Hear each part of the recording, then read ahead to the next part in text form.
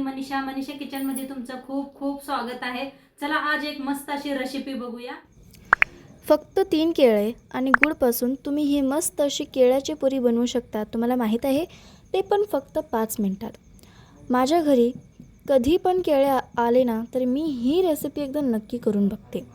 केळ्याची पुरीची मी खूप वेळा रेसिपी टाकलेली आहे, पण आज थोडा हेल्दी वेमध्ये बनवूया, तेच म्हणजे गूळ टाकून। आणि ही मी खरं सांगू तर माझी फेवरेट आहे।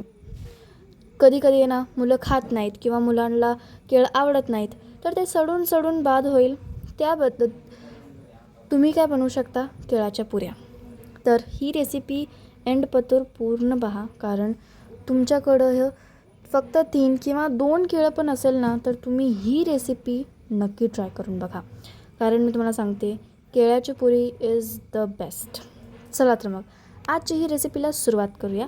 त्याआधी मैत्रिणींनो, माझ्या चॅनलवरती नवीन असाल तर चॅनलला सबस्क्राईब करा आणि व्हिडिओला लाईक करा।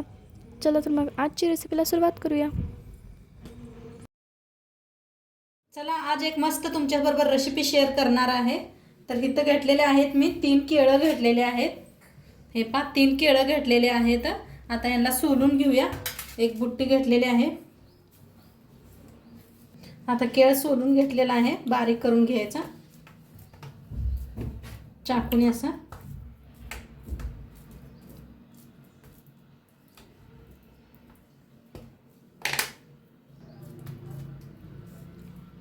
ही बघा केळं तिन्हीच्या तिन्ही अशी बारीक करून घेतलेले आहेत मी। आता इथं घेतलेला आहे गूळ घेतलेला, एक वाटीभर गूळ घेतलेला आहे किसून बारीक असा, ते बी ह्याच्यातच मिक्स करूया।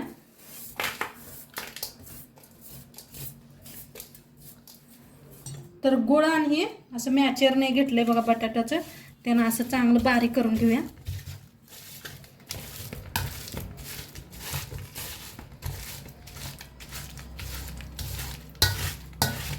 मस्त बारीक व्हायला लागलेलं आहे गुळाबरोबर। कधी कधी बघा केळी खराब होत असत्या, खात नाही ती, तर असं नक्की करून बघा तुम्ही एकदा, कुणाला बी कळणार नाही तुम्ही केळापासून ही वस्तू बनवलेली आहे म्हणून। आता चांगलं मिक्स केलेलं आहे। आता इथं घेतलेला आहे बारीक रवा घेतलेला आहे अर्धी वाटीभर, ती ह्याच्यात मिक्स करूया। आता थोडंसं मीठ घेतलेलं आहे, जास्त नाही, थोडंसं घ्यायचं, म्हणजे गोडाबरोबर मिठाची चव खूप ही होते, बॅलन्स चांगलं होतंय त्यांचं मस्त। तर हे रव्याला बी एकदा ह्याच्याबरोबर मिक्स करून घेऊया आपण।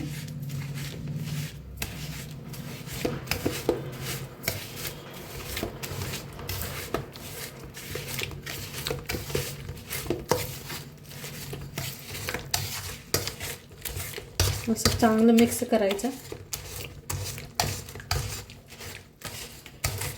म्हणजे गुळाच्या गाठी असतात ना, सगळ्या निघून जाते। त्या किसून घेतलेला आहे गुळ आपण, तरी बी एखादी बघा गाठी असते त्यासाठी चांगलं असं मॅच करायचं।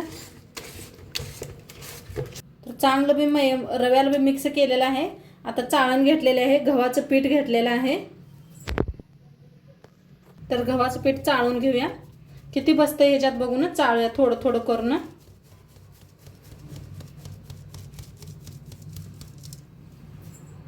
आता एकदा मस्त हाताने मिक्स करून मळून घेऊया। किती ह्याच्यात मात आहे बघा, तेवढं बघून आपण पीठ मळून घ्यायचं।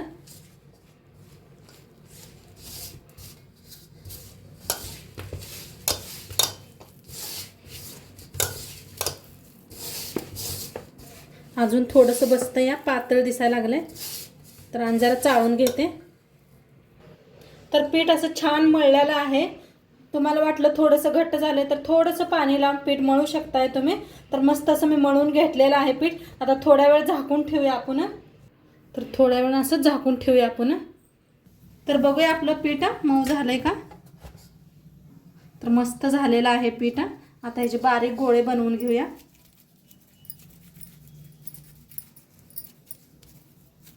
असे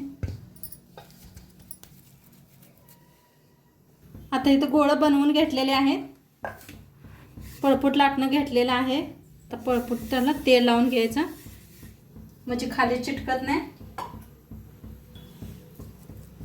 एक गोळा घेऊया,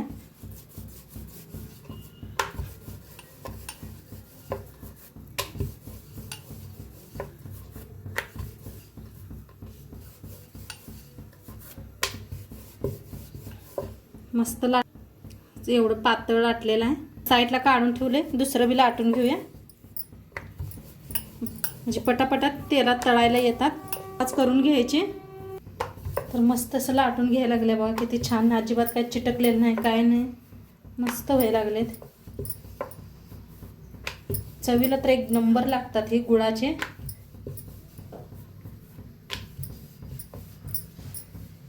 साईडला तेल बी ठेवलेलं आहे आणि इथं 5 लाटून घेतलेले आहेत मी. तळून दाखवते.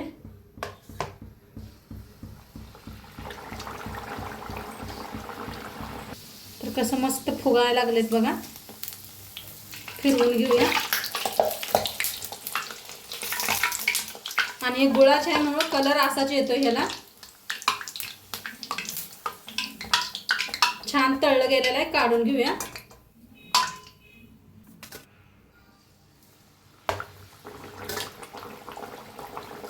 बघा काय भारी फुगायला लागले.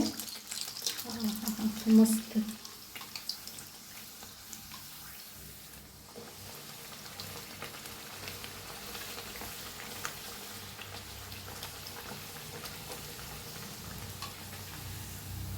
छान तळून घ्यायचं दोन्ही साईडला.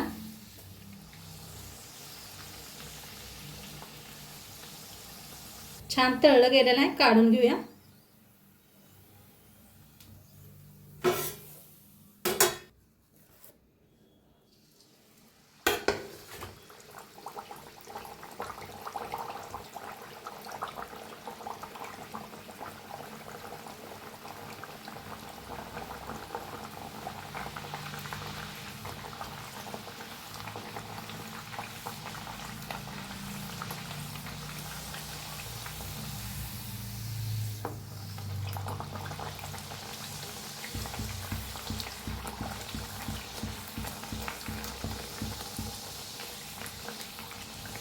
तर मस्त अशा टम्म फुगायला लागलेल्या आहेत. आणि या गव्हाच्या पिठाचे आहेत म्हणताना कलर बी असा येतो. याच्यात गुळ बी घातलेला आहे आपण.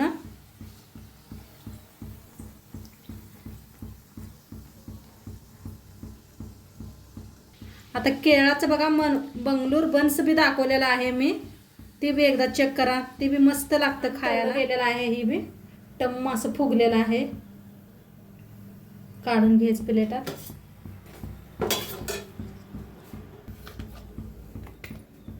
आता सगळं ह्या पद्धतीने तळून घेते.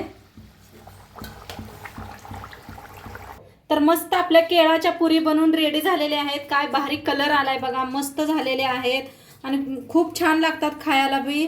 नक्की करून बघा तुम्ही एकदा. आणि आजचं व्हिडिओ कसं वाटलं ते बी सांगा. चॅनलवर नवीन असाल तर चॅनलला सबस्क्राईब करा. उद्या भेटूया अशाच नवीन नवीन रेसिपी सोबत. तोंडपत्र खात राहा, मस्त राहा. बाय.